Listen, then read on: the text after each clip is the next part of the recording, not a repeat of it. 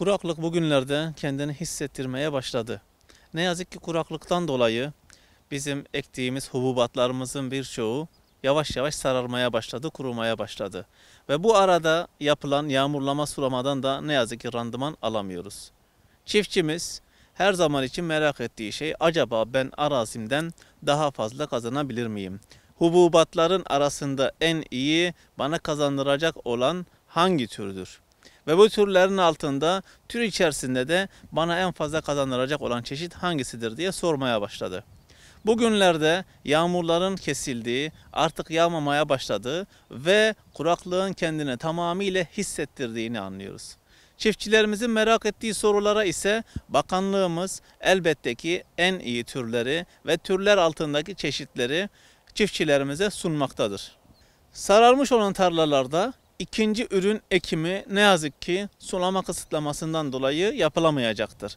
Fakat sulama eğer mümkünse elbette ki ikinci ürün ekilebilir. Nitekim Çukurova'da çoğu çiftçi eğer buğday yapmışsa arazisine erkenci olarak buğdayını hasat ediyor. Hasattan sonra soya fasulyesi tekrardan ekebilmektedir ve güzün bunu biçebilmekte, yani hasadını yapabilmektedir. Yalnız sulama sıkıntısı bulunan arazilerde ne yazık ki sulama yoksunluğundan dolayı ikinci bir ürün ekilememektedir.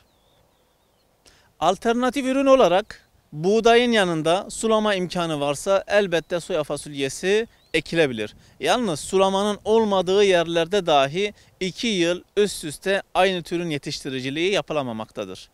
Bir yıl çiftçi arazisine eğer buğday yapıyorsa ikinci yıl bunu ayçiçeğiyle ve rotasyonla başka diğer türlerle değiştirebilmektedir. Sulama sıkıntısı olan yerlerde yağmurlama sulama çözüm olmayabiliyor bazı alanlarda. Yalnız sulamanın eğer arazi düzgün ise, eğer arazide normal sulama ve karma sulama yapılabiliyorsa elbette ikinci üründen faydalanmakta fayda vardır.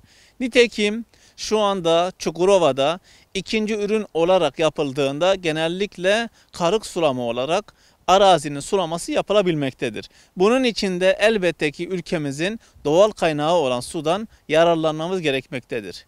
Bununla beraber yapılmış olan sulama barajlarından ve göletlerden faydalanılabilir. Şu anda bakanlığın, devlet su işlerinin yapmış olduğu kanal çalışmaları var.